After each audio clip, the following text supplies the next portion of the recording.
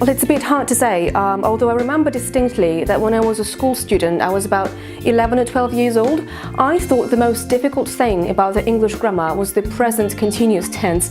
Now I understand it's one of the easiest grammar tenses to explain and to comprehend. And now, being a teacher and an advanced learner, I would say the most difficult things about the English grammar for me are the things that require some thorough knowledge of a big number of grammar rules, and some things that depend entirely on the situational context. Take the articles, for example, article the and article a.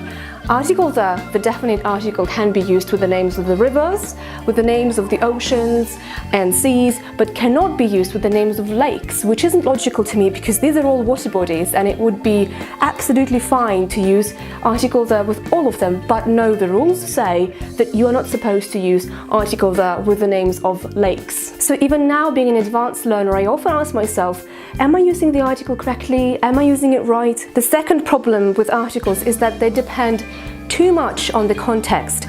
They depend so much on what a person wants to say and how a person, a native speaker or a student, interprets the situation. Sometimes I think to myself that in this sentence I would rather use article the, and then a native speaker uses article a in the very same sentence, and I ask myself, why did he do that? What did he want to say? So sometimes it's too difficult to explain the usage of articles from the point of view of grammar because they depend entirely on a person's interpretation and what he or she wants to say. So my answer to this question would be that the most difficult things in the English grammar for me are the ones that require some deep and profound knowledge of a big number of rules, and some things that cannot be explained or cannot always be explained from the point of view of grammar and depend too much or entirely on the situational context.